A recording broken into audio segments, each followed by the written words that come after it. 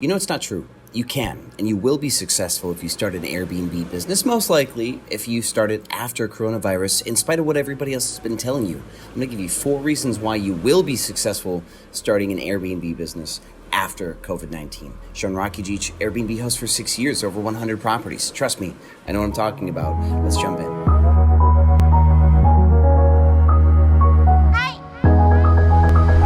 Welcome back, Airbnb family. Good morning from Cancun. This video comes because a lot of people are sending me the same messages. I've always wanted to get into this business, but I'm super scared and now's not the time. The assumptive line, now is not the time. Now, let me give you the caveat. I will first combat my own argument before I give it to you, which is that there are still countries out there where people can't even travel to. There's places, there's islands, for example, Malta. I know a host who has 0 tenants, or 0 guests, because he hasn't been able to reopen his business because tourism's been shut down. And if you are a country that relies solely on tourism for your business, then yes, if your country's shut down, then yes, Airbnb's now not the time. But that is an obvious barrier. And once that barrier is lifted, then maybe revisit this video. But for the rest of you, those of you in the United States, UK, Canada, Australia, Mexico, this video is more for you. So without further ado, let's like the video. Please, thanks, and subscribe if you're new, and let's jump into number 1. Number 1, the reason why you will be successful if you start an Airbnb business now is because there's less competition. And I don't mean just Airbnb competition, because yes, hosts have quit. There are lots of hosts that quit. They had a hard March, April, May. They decided it wasn't worth the squeeze anymore, so they gave up. But not just that, but hotels are shutting down. There's hotels all over the country and the world that have been closing permanently or temporarily. And when a big hotel like the Hilton shuts down, it's not some small ordeal. It happens for a good long while. So this allows you to get into the market with less competition, less people selling short-term rentals, allows you to make a few mistakes, not price your property, not allow you to price your property properly, and to grow until you become efficient enough to compete with the professionals in the space. By the time it becomes competitive again, you should have your edge and be profitable, making tons of money. Number 2 is that people actually prefer homes over hotels right now. See, data has shown that hotels have not recovered from the drop since coronavirus in April, but AirDNA has actually shown that not only has short-term rental homes recovered since April, but they've recovered more than normal, which means that there's there's above average the amount of demand for homes. More people are booking homes than they would have if coronavirus never would have happened.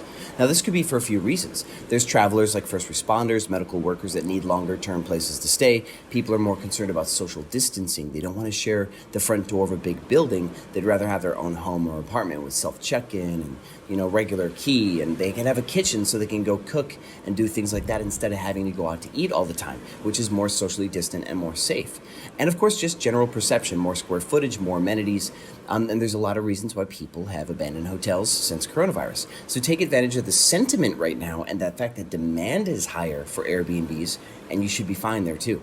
3, the economics just absolutely makes sense. See, the business model I do, rental arbitrage, where I rent an apartment, furnish it, and then put it on Airbnb for more money, the economics of that is simply I pay one price for rent. I add amenities like furniture. I make it more convenient, no lease, and then I charge more. And by doing that, there's a guaranteed amount of money in the middle that you will make more than your landlord would make with an empty year-long apartment. See, if a landlord can collect $2,000 a month for an apartment unfurnished, but requires you to put a deposit down and sign a year-long lease, well, then you can get, say, $3,000, $3,500 for it if you furnish it and break it up by the night or by the week. Now, it may not always be $3,500, but the point is there's always going to be an ecosystem here where there's always more money for the short-term furnished more than the non-furnished. And a tip for you, if you want to protect yourself here, is always negotiate with your landlord to try to get the rent a little lower. Try to get it under market rate. And that gives you a little extra bumper of protection to really protect your profits. But even if you're not like an awesome negotiator, just take your time and pick the right properties, and there's always going to be room for profit. And number 4, if it's not apparent yet, if I had to say it, you've got me. I've been doing videos for over 3 years on how to build this business. I'm not going anywhere. I'm having a blast. I'm even traveling, shooting content for a different project, and I'm still making time to talk to you guys because this is what I love to do. And this is what I want you to love to do, because then you can share it with me. I will be here learning as the industry grows. You'll be the first to find out. This is the best YouTube channel to be on, maybe the only YouTube channel to be on for short-term rental operation. It's the best place to be. And I also have a Facebook group, the Hosts of Airbnb Automated, over 10,000 hosts strong, that you can join and learn from them as well. It's probably one of the best resources on the internet. We'll teach you how to use that in a future video. But if you need anything from me, because I said I am here for you, put it in the comments, and I will answer you either in the comments or I will create a video if it's a big enough question, because I don't want your fear or apprehension holding you back like everyone else. Now is the time for everybody else to be afraid. It's not the time for you to be afraid. It's time for you to go out and make some money and build your future. Let everybody else be afraid. This is your time. Thank you for watching, and I'll see you on the other side. Hi.